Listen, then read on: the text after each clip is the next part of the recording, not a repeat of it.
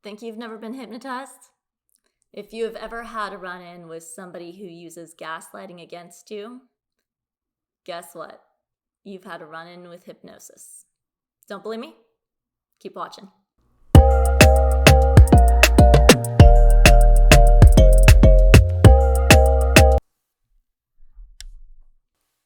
Hey everybody, thank you so much for joining. If you don't know me, my name is Chelsea and I'm a hypnotherapist. I'm an intuitive healer and I specialize in helping people transform trauma and anxiety into love and empowerment. So, also, before I get started, because I know I'm going to forget if I don't say this, if you like this video, please like it. Please subscribe to this channel so you get more awesome tidbits of information like this. And if you have anybody who you suspect is in a gaslighting relationship or a toxic relationship where gaslighting is being used, please share this video with them.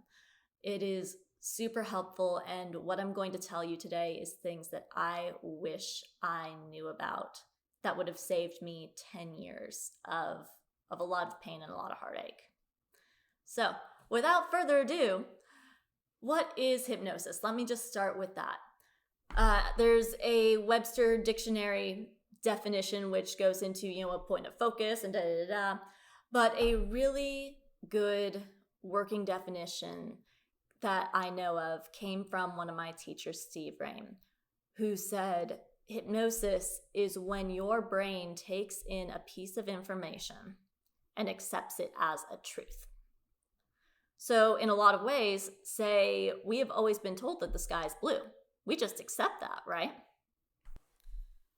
We just accept that the sky is blue no matter what, even when it's black at night, even when it's pinky and purpley and really pretty at sunset.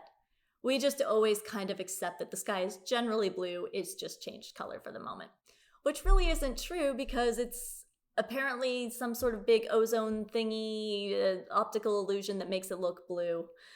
But there you have it. We've all been accepting that the sky is blue. So by that definition, you don't need to be in a comfortable couch with somebody guiding you through a relaxation process in order to be hypnotized. Now, what is gaslighting? For those of you who are watching this video, I'm gonna guess you have a good idea or a beginning idea or kind of an inkling of gaslighting and what it might be.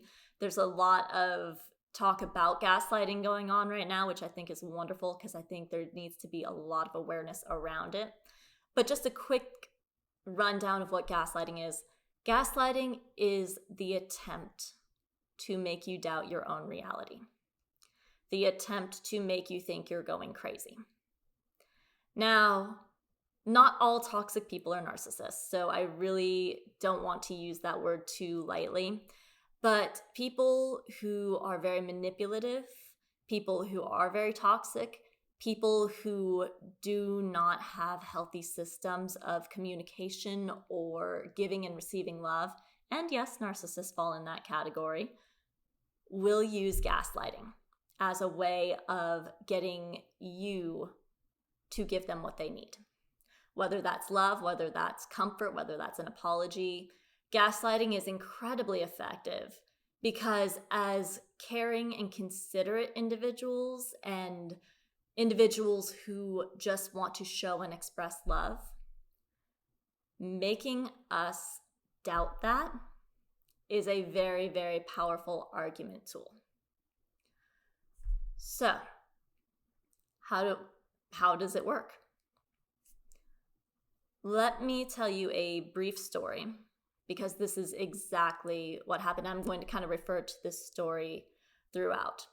But one of the clearest memories I have of gaslighting was when an ex of mine and I went to print off something, I think it was for a college project or something.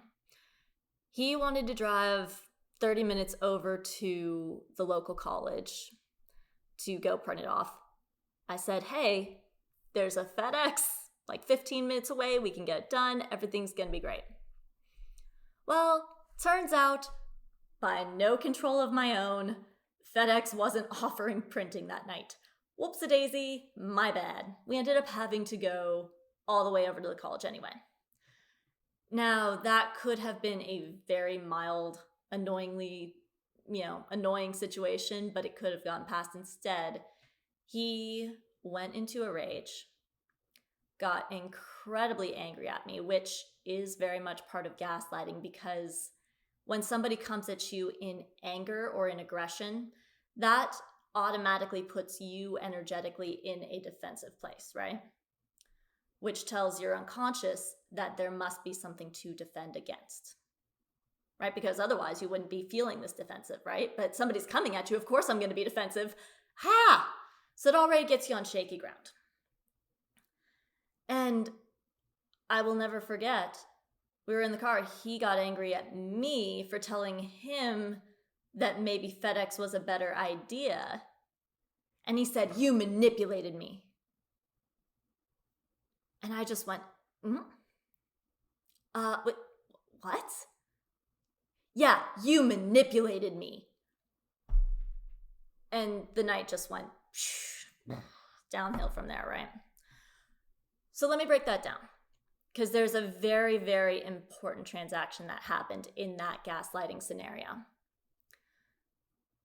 What happens when somebody gaslights you is they usually say something pretty far-fetched from the reality and the truth that you are aware of, right? Let's say somebody told you that they were going to be home, and instead they went out and had an affair. Well, then they come back and they'll say something to the effect of, "Yeah, no, I told you I was going out with my friends tonight." To which you would honestly go, "What? No, you told me that you were coming home." When your brain gets fed two very conflicting pieces of information, there's a moment of, and in that moment of WTFness, that's actually a miniature trance.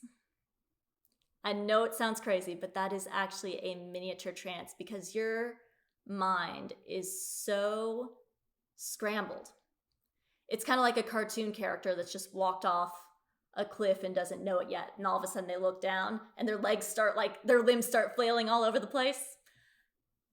Your mind is so scrambled at the conflict of information that it is literally grasping at anything solid to hold on to. It's grasping for a solid piece of information that it can agree with and say, "Oh, right, that's what happened." In therapy, not in therapy, but in hypnotherapy, and when used for therapeutic purposes, that space is called the trance of infinite possibility. And it's a beautiful place where then your hypnotist can insert a positive suggestion right there. So if your brain was in that scramble and you had a hypnotherapist with you instead of a toxic person, they might be suggesting, "Yeah, don't you know that you can do this?" Or, "Yeah, because you can be this amazing person that you want to be," right?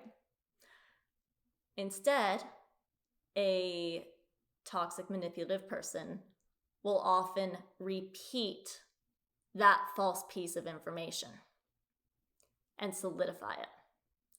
So going back to that story, "You manipulated me." What? "Yeah, you manipulated me." Suggestion implanted. And that is a very, very obvious example, because I wanted to be very, very clear and very, very linear, and that was one that I felt I could explain easiest. But there are much more subtle tweaks to that. There are much more gray areas that really practiced manipulators will use to gaslight you. Get your brain in that shaky WTF space and then reaffirm their story. So then it becomes your story. And once that has occurred, there's a very short window for it to occur, about like 15, 20 minutes at the most. But once your brain has gotten that plastic, and once your brain has grasped onto, okay, you know what, whatever it is, I'm just getting a solid fact, I'm going to grasp onto that, then that becomes your new truth. So you can see how it can be incredibly powerful, incredibly effective, and how for people who have walked away from manipulative relationships, it can still haunt them for a long time afterwards, right? Because now you're not just dealing with that person telling you these things all day.